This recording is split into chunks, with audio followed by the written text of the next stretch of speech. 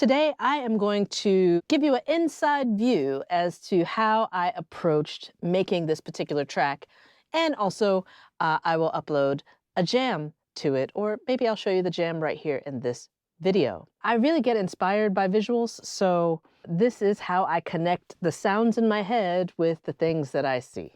Ready, set, let's go. If you're new to this channel, I am Skydeep.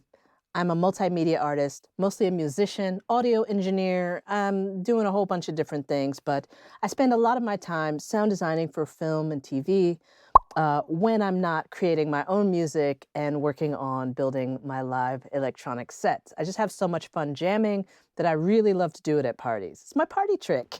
All right, but when I'm not doing my party trick, I'm putting in my imagination together for moving picture. So I will talk a little bit about my approach and my philosophy and like how I connect my creativity and my feel and the life of live jamming to my film work. Even though I'm not a conventionally classically trained musician, these are my instruments and I make them do what they do. All right, so first taking a look at what I have up here on my screen. This is a little clip from a film. There's a filmmaker who approached me and said, "Hey Sky, we had a big error while we were making this film and we didn't properly record the sound. And now, especially more than ever, I think I need some music to help the film along so that the sound doesn't distract from the feeling." Now, regardless, even if the sound had been captured absolutely perfectly, people usually like to add some sound design or some music to the piece. In this case, I do a little bit of sound design and actual music composition to help it along. It's a short film that needs a bit of pace setting.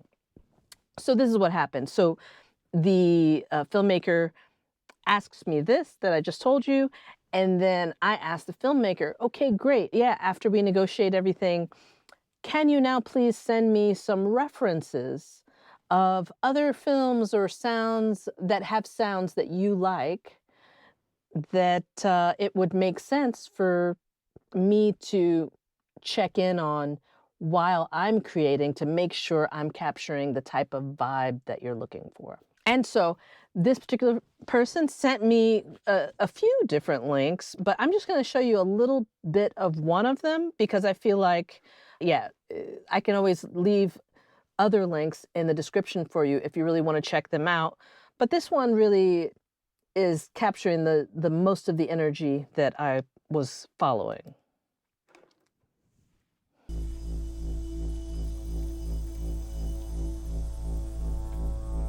There's a monster at the end of it.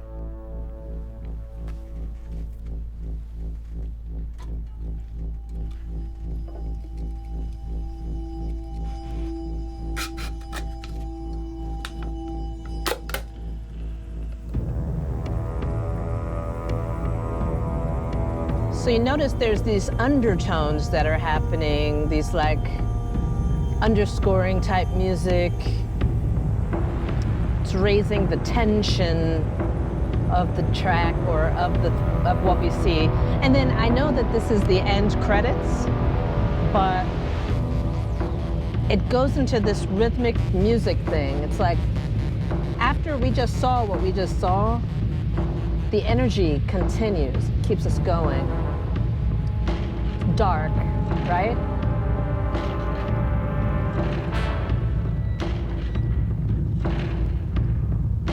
Kind of dirty, harsh.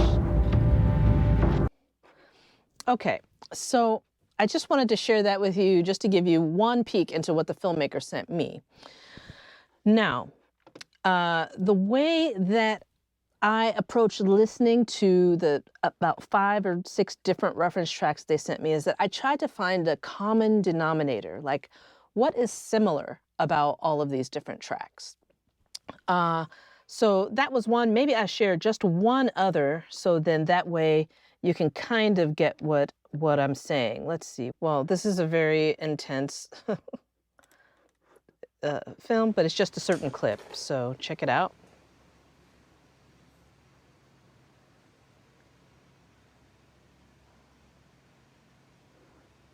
It's kind of long, so I'm going to skip ahead a little. So already we hear this underscoring type music. It's raising the tension.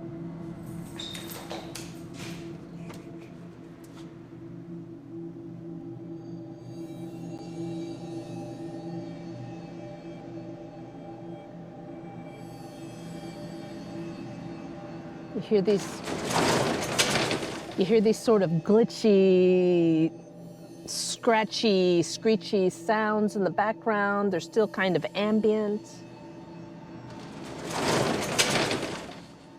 But still the sound of the scene is very present.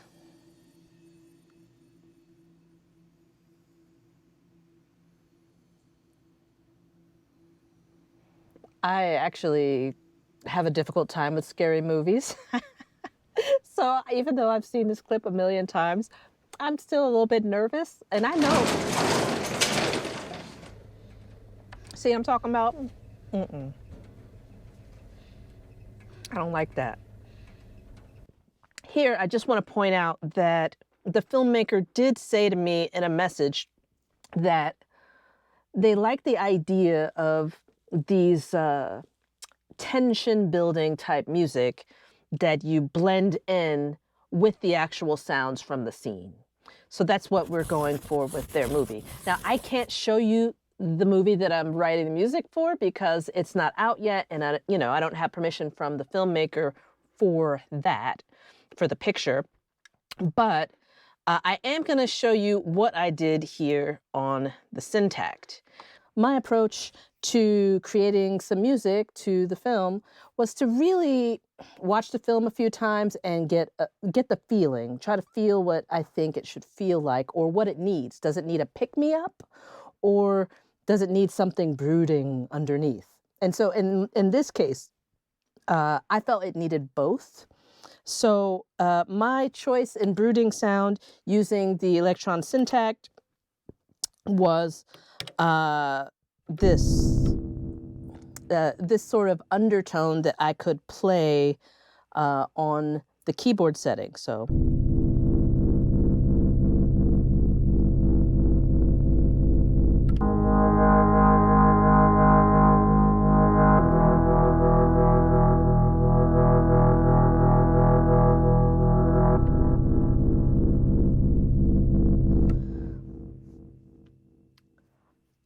This is actually from one of the presets that come with the Syntakt, and I was just drifting through, hearing some things, and I decided that this was a really great sound that can work underneath when the action is happening in the film, or when we're trying to bring some tension, some anticipation for the next moment. But it's still dark and gritty enough to match the vibe of the film itself. Another thing I did, because I've really been more interested in glitch sounds lately, is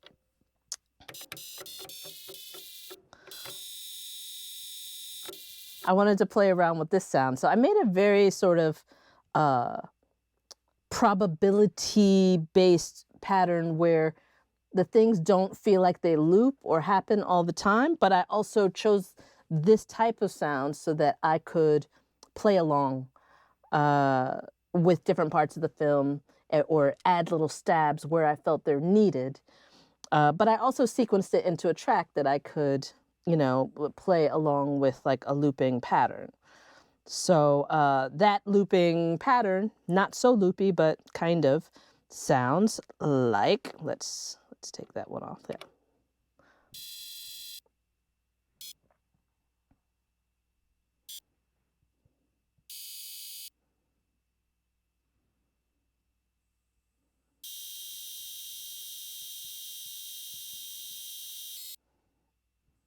Okay, and you just kind of never know when it's going to come in, and that's the idea. Another sound that I chose to work with,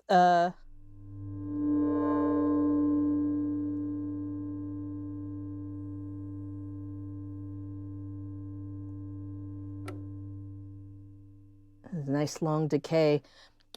I can play that also along with the film, and just at the right moments, I can create a peak of interest or confusion or more tension building, yeah?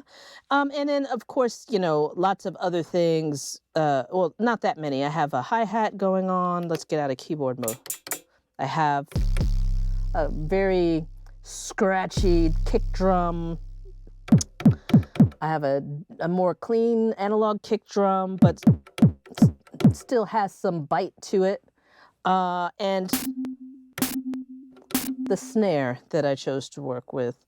I'm not really using super much of the rest of the tracks because this is the beginning, but my next step in this process is to go into really working in depth with the effects track channel. So, but for now, I just wanted to kind of break down this track and then quickly show you, again, like a little bit of a jam to see how this actually plays out if I'm working in a film context. So, for example, could be something like this.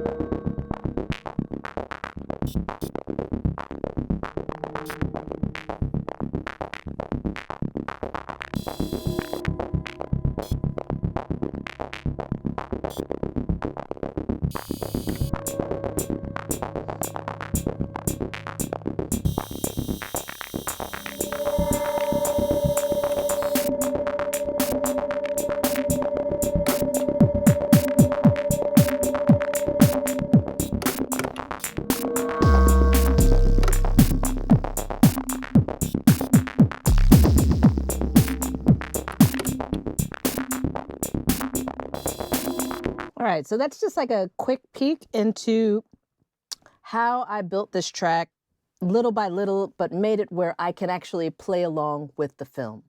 In another video, I'll go over more in depth the process that I take to trying to work with this effects track that has so many options in the creation of this. But for now, let me also just tell you some of the reasons I do what I do. So the philosophy here is that I love to jam along with the picture. So right now, that whole time I was picturing parts of the film in my head as I moved along. And usually I just record my live jams, multi-track into my DAW.